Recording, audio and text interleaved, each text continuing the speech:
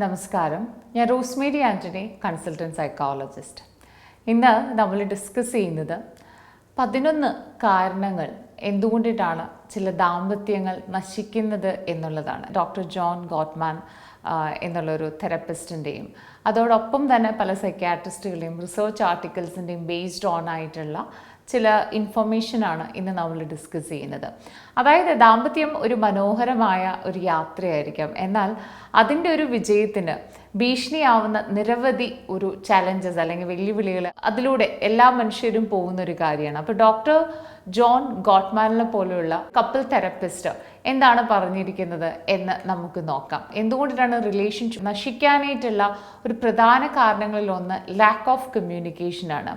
അതായത് doctor John Gottman emphasized that effective communication is the cornerstone of a successful marriage എന്നാണ്.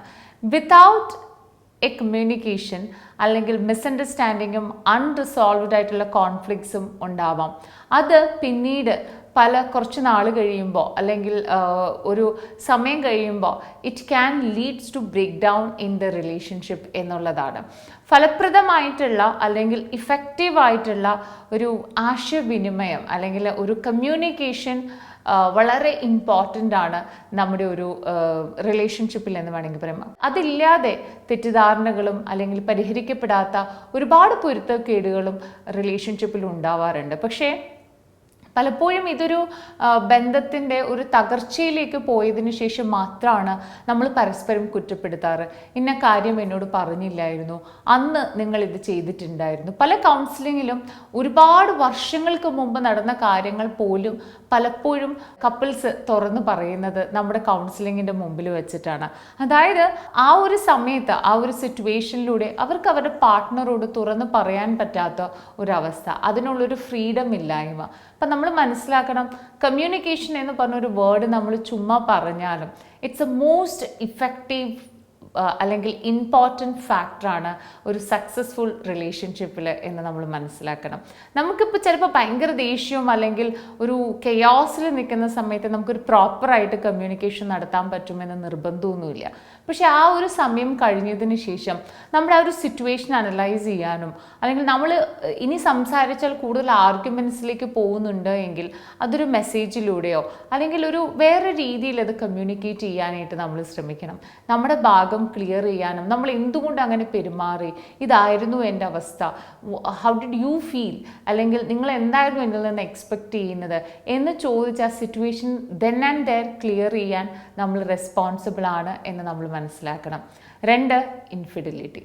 വിശ്വാസവഞ്ചന ഒരു റിലേഷൻഷിപ്പിൻ്റെ trust തന്നെ ഇല്ലാതാക്കും. ഇപ്പോൾ വിശ്വാസവഞ്ചന ആക്ച്വലി ഷാറ്റർ ദ ട്രസ്റ്റ് അല്ലെങ്കിൽ ഷാറ്റേർഡ് ദ റിലേഷൻഷിപ്പ് എന്ന് വേണമെങ്കിൽ പറയാം. ഈ വിശ്വാസവഞ്ചന പലപ്പോഴും ഒരു ഇർറിപ്പയറബിൾ ആയിട്ടുള്ളൊരു ഡാമേജാണ് റിലേഷൻഷിപ്പിലേക്ക് കൊണ്ടുവരുന്നത്. പിന്നെ മാത്രമല്ല ഇത് leading to feelings of betrayal and റിസെൻമെൻറ്റ്.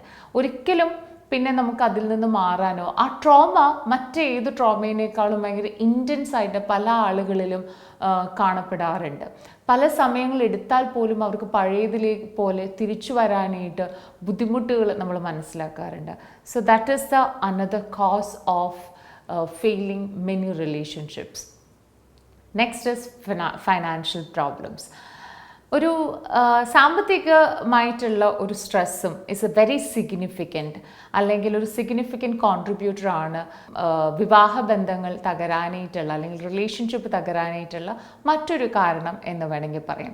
Disagreements അല്ലെങ്കിൽ പൈസയുമായിട്ട് റിലേറ്റഡ് ആയിട്ടുള്ള ആർഗ്യുമെൻറ്റ്സ്, ഇതെല്ലാം പാർട്ട്നേഴ്സിൻ്റെ ഇടയിൽ വല്ലാത്തൊരു മാനസിക സമ്മർദ്ദവും കോൺഫ്ലിക്റ്റുകളും കൊണ്ടുവരാറുണ്ട് എന്നുള്ളതാണ്. പലപ്പോഴും നമ്മുടെയൊക്കെ ഒരു സെനാരിയോ നമ്മൾ നോക്കുമ്പോൾ പലപ്പോഴും ക്ലിനിക് സൈഡിൽ നിന്ന് നമ്മൾ മനസ്സിലാക്കുന്നത് ആരും തന്നെ ഫൈനാൻഷ്യൽ ഇടപാടുകളിൽ അല്ലെങ്കിൽ ഒട്ടും ഓപ്പൺ ആവുന്നില്ല എന്നുള്ളതാണ്. അപ്പോൾ ഫൈനാൻഷ്യൽ പ്രോബ്ലംസും അല്ലെങ്കിൽ എക്സ്പെക്റ്റേഷൻസും അല്ലെങ്കിൽ നമ്മുടെ രീതിയും നമ്മളൊരു റിലേഷൻഷിപ്പിലാകുമ്പോൾ നമ്മുടെ ഒരു പാർട്ട്ണറും കൂടി അത് അറിഞ്ഞിരിക്കണം എന്നുള്ളതാണ് മെയിൻ ആയിട്ടുള്ളൊരു കാര്യം. നമ്മൾ എത്ര സമ്പാദിക്കുന്നുണ്ട്, അല്ലെങ്കിൽ നമ്മുടെ വരവ് ചിലവുകൾ എന്താണ്, അല്ലെങ്കിൽ എങ്ങനെയൊക്കെയാണ് നമ്മുടെ പ്രോബ്ലംസ്, എത്ര ഡെപ്റ്റ് നമുക്കുണ്ട്, അല്ലെങ്കിൽ എത്ര സേവിങ്സ് നമുക്കുണ്ട്, നമ്മൾ എങ്ങനെ ആ ഫൈനാൻഷ്യൽ കാര്യങ്ങൾ മാനേജ് ചെയ്യണം. ഇതുപോലെ മ്യൂച്വലായിട്ട് രണ്ടുപേരും ഒരുമിച്ചിരുന്ന് എടുക്കുന്ന തീരുമാനങ്ങളായിരിക്കണം എന്നുള്ളതാണ്. പക്ഷെ പലപ്പോഴും നമ്മൾ കണ്ടുവരും, ഒരു പാർട്ട്ണറിന് ഫൈനാൻഷ്യൽ കാര്യങ്ങളായിട്ടുള്ള യാതൊരു തരത്തിലുള്ള അറിവുകളില്ലായിരിക്കും, ഒരാൾ മാത്രം ഈ ഒരു ബർഡൻ കൊണ്ടുപോവുകയും പിന്നെ എന്താണ് സംഭവിക്കുന്നത് എന്ന് മനസ്സിലാക്കാത്തൊരവസ്ഥ. വേറൊരു അവസ്ഥ നമ്മൾ കാണാറ്, രണ്ട് പാർട്ട്നേഴ്സും വർക്ക് ചെയ്യുന്നുണ്ട്, പക്ഷെ ഒരു പാർട്ട്ണറിൻ്റെ കംപ്ലീറ്റ് ഫൈനാൻഷ്യൽ കാര്യങ്ങളും മാനേജ് ചെയ്യുന്നത് വേറൊരു പാർട്ട്ണർ ആയിരിക്കും. അപ്പോൾ ആ സാലറി എന്ത് ചെയ്യുന്നു, അല്ലെങ്കിൽ എങ്ങനെയൊക്കെയാണ് പ്രയോഗിക്കുന്നത് ഒന്നും നമുക്ക് തിരിച്ചറിയുന്നില്ല. ഒരു വലിയൊരു ഫൈറ്റിൻ്റെ ഇടയിലോ ഒരു കോൺഫ്ലിക്റ്റിൻ്റെ ഇടയിലും മാത്രമായിരിക്കാം ഇവരിത് തുറന്നു പറയുകയും, അല്ലെങ്കിൽ എൻ്റെ കയ്യിൽ ഒന്നുമില്ല, ഞാൻ സമ്പാദിച്ചത് മുഴുവനും ഇവരുടെ കയ്യിലാണ് കൊടുത്തത് എന്നുള്ളൊരു തരത്തിലേക്കുള്ള ഒരു കോൺവെർസേഷൻസിന് പോകുന്നത്. അപ്പോൾ ഫൈനാൻഷ്യൽ പ്രോബ്ലംസ് ഉണ്ടാവുന്നത് പലപ്പോഴും നല്ല രീതിയിൽ കമ്മ്യൂണിക്കേറ്റ് ചെയ്യാത്തതും അല്ലെങ്കിൽ ട്രാൻസ്പെറൻ്റ് ആയിട്ട് ഇരിക്കാത്തതുമായിട്ടുള്ള ഒരു കാരണം കൂടിയാണ്. ലാക്ക് ഓഫ് ഇൻറ്റിമസി, അതായത് ഫിസിക്കലിയും ഇമോഷണലിയും ഇൻറ്റിമസി കുറയുന്നതും കൂടി കൊണ്ടിട്ടാണ് പലപ്പോഴും ബന്ധങ്ങൾ തകരുന്നത് എന്നുള്ളതാണ്. റിലേഷൻഷിപ്പ് ഇങ്ങനെ പോകുമ്പോൾ ചിലപ്പോൾ നമുക്കൊരു പോയിന്റ് കഴിയുമ്പോൾ, അല്ലെങ്കിൽ കുറേ വർഷങ്ങൾ കഴിയുമ്പോൾ തന്നെ ഇതൊരു കോമൺ ആയിട്ടുള്ള, അല്ലെങ്കിൽ ഇതൊരു വലിയ എക്സൈറ്റ്മെൻ്റ് ഒന്നും ഇല്ലാത്തൊരു ബോർഡത്തിലേക്ക് പോവാനായിട്ട് സാധ്യതയുണ്ട്. പക്ഷെ അതിൻ്റെ അർത്ഥം നമ്മുടെ ഇമോഷണൽ ഇൻറ്റിമസിയോ അല്ലെങ്കിൽ ഒരു ഫിസിക്കൽ ഇൻറ്റിമസിയോ കുറഞ്ഞു എന്നുള്ളതല്ല, നമുക്ക് മുമ്പുണ്ടായിരുന്ന ഒരു എക്സൈറ്റ്മെൻറ്റ് കുറഞ്ഞു എന്നുള്ളത് മാത്രമാണ്. അപ്പോൾ ഈ ഇമോഷണൽ ഇൻറ്റിമസിയും ഫിസിക്കൽ ഇൻറ്റിമസിയും തിരിച്ചെടുക്കുക എന്നുള്ളതാണ് നമുക്ക് ചെയ്യാൻ പറ്റുന്ന ഒരു കാരണം. അടുത്തത് അൺറിസോൾവ്ഡ് കോൺഫ്ലിക്ട്സ്. പല റിലേഷൻഷിപ്പും തകരുന്നത് അന്നത്തെ ഒരു പ്രധാനപ്പെട്ട ഒരു കാരണം കൊണ്ടിട്ട് മാത്രമല്ല, പല പ്രശ്നങ്ങളും മുമ്പുണ്ടായത് സോൾവ് ചെയ്യാതെ പോയിട്ട് അത് അടിഞ്ഞുകൂടി പിന്നീട് ഒരു പ്രശ്നം വരുമ്പോൾ ഇതെല്ലാം കൂടി ഒരു ചീട്ടുകൊട്ടാരം തകർന്നതുപോലെ വരുന്ന ഒരുപാട് ആളുകൾ നമ്മൾ കാണാറുണ്ട്. അപ്പോൾ doctor show Johnson, A leading expert in couple therapy, പുള്ളി പറയുന്നത് it's important of resolving conflicts. എല്ലാ സമയത്തും എന്തൊക്കെ തരത്തിലുള്ള കോൺഫ്ലിക്ട്സുകൾ ഉണ്ടായിക്കോട്ടെ, അത് ചെറുതോ വലുതോ ആയിക്കോട്ടെ, എസ്പെഷ്യലി എമംഗ് പേരൻസ് അല്ലെങ്കിൽ കപ്പിൾസ് അല്ലെങ്കിൽ റിലേഷൻഷിപ്സിലായിരിക്കുമ്പോൾ it's important to resolve then and there എന്നുള്ളതാണ്. അന്ന് തന്നെ അത് പറഞ്ഞു തീർക്കുക, അല്ലെങ്കിൽ ആ ഒരു പ്രോബ്ലത്തിൻ്റെ കെയോസ് ഒന്ന് നഷ്ടപ്പെട്ട് കഴിയുമ്പോൾ, അല്ലെങ്കിൽ അത് ഇല്ലാതായി കഴിയുമ്പോൾ ഇത് തുറന്നു പറയുക എന്നുള്ളതാണ്.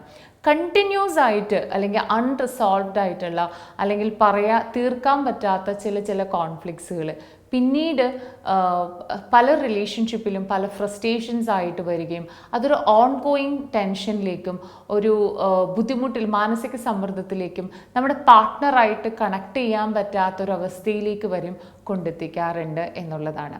അപ്പോൾ ചെറിയ അൺറിസോൾവ്ഡ് ആയിട്ടുള്ള കോൺഫ്ലിക്ട്സ് നമ്മൾ കൂട്ടിവെക്കാതെ അത് നമ്മുടെ പാർട്ട്ണറോട് തുറന്നു പറയാൻ ശ്രമിക്കുക എന്നുള്ളതാണ്. സബ്സ്റ്റൻസ് അബ്യൂസ്, നമുക്കറിയാം substance abuse can leads to erratic behaviour. അതൊരു ഫൈനാൻഷ്യൽ സ്ട്രെയിൻ കൊണ്ടുവരാം, ട്രസ്റ്റ് ഇഷ്യൂസ് കൊണ്ടുപോവാം, മാത്രമല്ല അത് സിവിയർലി നമ്മുടെ ഒരു മറൈറ്റൽ റിലേഷൻഷിപ്പിനെ ബാധിക്കാം. ഇത് തന്നെ നമ്മുടെ ഒരു ഇമോഷണൽ ഡിസ്ട്രെസ്സിലേക്ക് കൊണ്ടുപോകാം എന്നുള്ളതാണ്. ഇപ്പോൾ ആൽക്കഹോളിക് ആയിക്കോട്ടെ, വേറെ ഏതെങ്കിലും തരത്തിലുള്ള സബ്സ്റ്റൻസ് ആയിക്കോട്ടെ, വേറെ ഏതെങ്കിലും തരത്തിലുള്ള അഡിക്ഷൻ ആയിക്കോട്ടെ, ഇതെല്ലാം ഇതിൽ പെടുന്ന ഒരു കാര്യമാണ്. നെക്സ്റ്റ്, ഡിഫറെൻറ്റ് ലൈഫ് ഗോൾസ് എന്നുള്ളതാണ്. പലപ്പോഴും നമ്മളൊരു റിലേഷൻഷിപ്പിലാകുമ്പോൾ നമ്മുടെ പാർട്ട്ണറിൻ്റെ ലൈഫ് ഗോൾസ് എന്താണ്, നമ്മുടെ വാല്യൂസ് എന്താണ്, നമ്മുടെ ബിലീഫ് സിസ്റ്റം എന്താണ്, ഇതെല്ലാം നമ്മുടെ പാർട്ട്ണറുമായിട്ട് അത് മാച്ച് ചെയ്യുന്നുണ്ടോ? നമ്മുടെ പാർട്ട്ണറിൻ്റെ ഗോൾസും വാല്യൂ സിസ്റ്റവും ബിലീഫ് സിസ്റ്റവും എന്താണ് എന്ന് മനസ്സിലാക്കേണ്ടത് ഇമ്പോർട്ടൻ്റ് ആയിട്ടുള്ളൊരു കാര്യമാണ്. ഇത് രണ്ടും മാച്ച് ആവുന്നില്ല എങ്കിൽ പലപ്പോഴും റിലേഷൻഷിപ്പ് നല്ല രീതിയിൽ പോവാറില്ല എന്നുള്ളതാണ് fact. Next is poor work life balance. നമുക്ക് നമ്മുടെ വർക്കും നമ്മുടെ ഫാമിലിയും ഇമ്പോർട്ടൻ്റ് ആണ്. A imbalance between work and personal life can leads to neglect of the relationship. പലപ്പോഴും നമ്മൾ വർക്കിനെ ഒരുപാട് കോൺസെൻട്രേറ്റ് ചെയ്യുമ്പോൾ നമ്മൾ പല പാർട്ട്നേഴ്സും പറയുന്നത് കേൾക്കാറുണ്ട്, ഞാൻ നമ്മുടെ ഫാമിലിക്ക് വേണ്ടിയിട്ടല്ലേ കഷ്ടപ്പെടുന്നത്, നിനക്ക് എന്താ അത് മനസ്സിലാക്കിയ, കുട്ടികൾക്കും നിനക്കും വേണ്ടിയിട്ടല്ലേ എന്നുള്ളത്. ഭാര്യ നേരെ തിരിച്ചും പറയാറുണ്ട്, ഞാൻ എല്ലാ ജോലികളും ചെയ്യുന്നത് നിങ്ങൾക്ക് വേണ്ടിയിട്ടല്ലേ, നമ്മുടെ ഈ ഫാമിലി നിലനിർത്താൻ വേണ്ടിയിട്ടല്ലേ എന്നൊക്കെ. പക്ഷെ നമ്മൾ മനസ്സിലാക്കണം, ഇതിനൊരു ബാലൻസ് വേണം. നമ്മൾ എത്ര പണി ചെയ്താലും അല്ലെങ്കിൽ എത്ര ജോലി തിരക്കുള്ള ആളുകളാണെങ്കിലും നമ്മുടെ പാർട്ട്ണറിനെ നെഗ്ലക്റ്റ് ചെയ്യുന്നുണ്ട് എങ്കിൽ, ആ ഒരു റിലേഷൻഷിപ്പിൽ വേണ്ടതായിട്ടുള്ള എലമെൻറ്റ്സ് ഒന്നും തന്നെ നമ്മൾ കൊടുക്കുന്നില്ല എങ്കിൽ, ഇത് ആ ഒരു പേഴ്സണെ ഇമോഷണൽ ഡിസ്റ്റൻസിലേക്കും അല്ലെങ്കിൽ ഒരു നിങ്ങൾ തമ്മിൽ ഒരുമിച്ചുള്ളൊരു റിലേഷൻഷിപ്പിലൊരു ക്വാളിറ്റി ടൈം ഇല്ലാണ്ടാവുകയും നിങ്ങൾ തമ്മിലൊരു ഇൻറ്റിമസി കുറയാനായിട്ടുള്ള സാധ്യതകൾ വളരെ കൂടുതലാണ്. Lakh of appreciation. Research says that by Gray Chapman suggests that feeling appreciated is a vital for relationship satisfaction എന്നുള്ളതാണ്. പലപ്പോഴും കപ്പിൾസ് അവരുടെ ഫ്രണ്ട്സിനെയും ചുറ്റുമുള്ള ആളുകളെയും കുട്ടികളെയും മാതാപിതാക്കളെയും ഒക്കെ അപ്രിഷ്യേറ്റ് ചെയ്യാറുണ്ട്. പക്ഷെ പരസ്പരം അപ്രിഷ്യേറ്റ് ചെയ്യാനായിട്ട് മറന്നു പോവാറുണ്ട്. ഒരുമിച്ചൊരു വ്യക്തിയുമായി ജീവിക്കുക എന്നുള്ളത് ചില സമയങ്ങളിലൊക്കെ കുറച്ച് ടഫായിട്ടുള്ളൊരു കാര്യമാണ്. പക്ഷേ നമ്മൾ പരസ്പരം അപ്രിഷ്യേറ്റ് ചെയ്യുന്നതിലൂടെ, അവരുടെ പോസിറ്റീവ്സ് കാര്യങ്ങൾ ഫോക്കസ് ചെയ്യുന്നതിലൂടെ, അല്ലെങ്കിൽ അവർ നമ്മൾ ആക്ച്വലി റീഇൻഫോഴ്സ് ചെയ്യുകയാണ് അത്തരം ബിഹേവിയർ വീണ്ടും കാണിക്കാനായിട്ട് എന്നുള്ളതാണ്. അപ്പോൾ മറ്റൊരാളെ അല്ലെങ്കിൽ നമ്മുടെ പാർട്ട്ണറെ നമ്മൾ അപ്രിഷ്യേറ്റ് ചെയ്യുന്നതിലൂടെ അവർക്കൊരു ഫുൾഫിൽമെൻറ്റ് തോന്നുകയും വീണ്ടും നമ്മളോട് കുറച്ചും കൂടി നല്ല രീതിയിൽ പെരുമാറാനായിട്ട് അവർ മോട്ടിവേറ്റഡ് ആവുകയും ചെയ്യുന്നു എന്നുള്ളതാണ്. Lack of appreciation can leads to resentment and feeling of being taken for granted. അല്ലെങ്കിൽ എന്നെ ഇദ്ദേഹത്തിനൊരു വിലയില്ല, അല്ലെങ്കിൽ ഞാൻ എന്ത് ചെയ്താലും ഇതിനൊരു വിലയില്ല, ഞാനിവിടെ ആരുമല്ല എന്നുള്ളൊരവസ്ഥയിലേക്ക് പോകുന്ന അത് കാണാറുണ്ട്. അപ്പോൾ ലാക്ക് ഓഫ് അപ്രിസിയേഷനാണ് one of the another reason why many marriages fails എന്നുള്ളത്. Negative influence of social media. എക്സസീവായിട്ട് നമ്മൾ സോഷ്യൽ മീഡിയ യൂസ് ചെയ്യുമ്പോൾ ഇത് പല റിലേഷൻഷിപ്പിലും ഒരു ജലസി അല്ലെങ്കിൽ ഒരു വല്ലാത്തൊരു ഡിസ്ട്രസ്സിങ് ലെവലിലേക്ക് കൊണ്ടെത്തിക്കാറുണ്ട്. മറ്റൊരു റിലേഷൻഷിപ്പുമായി നമ്മുടെ റിലേഷൻഷിപ്പ് കമ്പയർ ചെയ്യുക, അല്ലെങ്കിൽ അത്തരം കാര്യങ്ങൾ സംഭവിക്കാറില്ല എന്നുള്ളൊരു ധാരണയിൽ പല കോൺഫ്ലിക്റ്റുകളും സംഭവിക്കാറുണ്ട് എന്നുള്ളതാണ്. അപ്പം നമ്മൾ മനസ്സിലാക്കണം, സോഷ്യൽ മീഡിയയിൽ കാണുന്ന പല കാര്യങ്ങളും അവരുടെ ജീവിതത്തിൻ്റെ ഒരു ചെറിയൊരു ഭാഗം മാത്രമാണ് അവർ സോഷ്യൽ മീഡിയയിലൂടെ പങ്കുവെക്കുന്നത്. അത് അവരുടെ ഒരു 24/7 അവരങ്ങനെയല്ല ജീവിക്കുന്നത് എന്നുള്ളതാണ് ആ ഒരു ഫാക്റ്റ് നമ്മൾ മനസ്സിലാക്കാനായിട്ട് പലപ്പോഴും മറന്നു പോവാറുണ്ട്. അടുത്തത് ഏറ്റവും മെയിനായിട്ടുള്ളൊരു കാര്യമാണ് മെൻ്റൽ ഹെൽത്ത് ഇഷ്യൂസ്.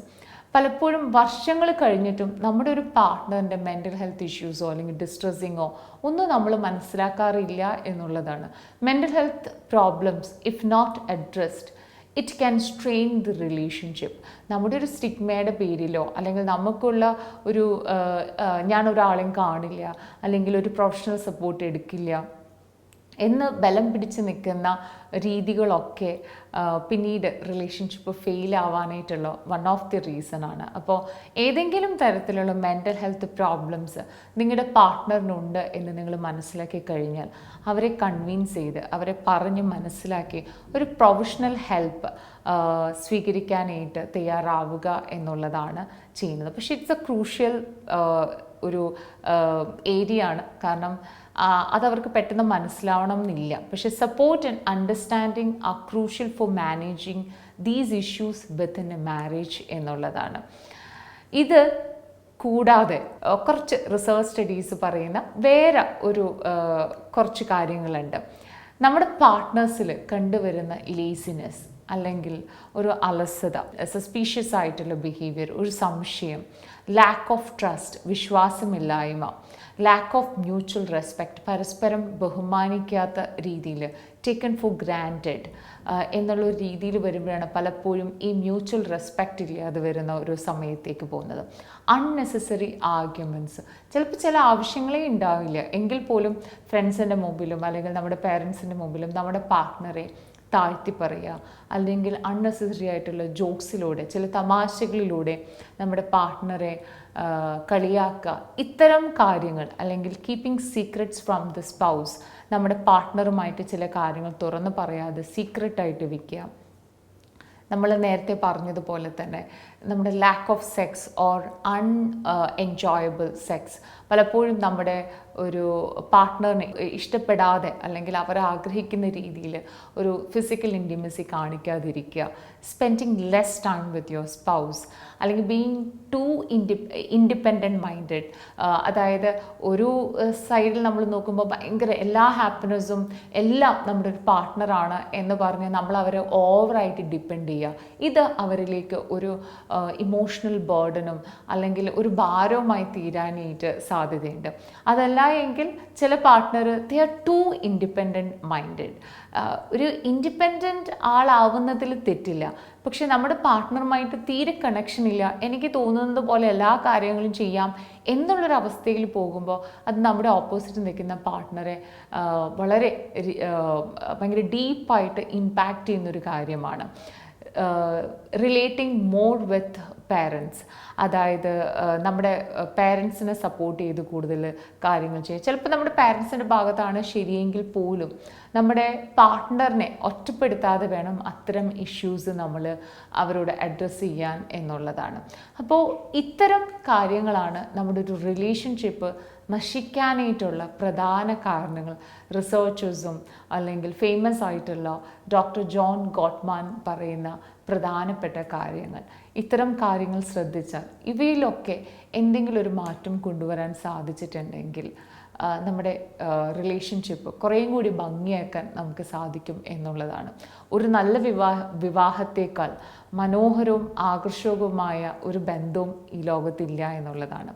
എന്നാൽ വിവാഹബന്ധം തകരാതെ ഒരു പ്രഷ്യസായി അല്ലെങ്കിൽ പവിത്രമായി സൂക്ഷിക്കുക എന്നുള്ളത് വളരെ എഫേർട്ടുള്ള ഒരു കാര്യമാണ്. അത് ഓരോരുത്തരുടെയും ഉത്തരവാദിത്വം കൂടിയാണ്. Take care.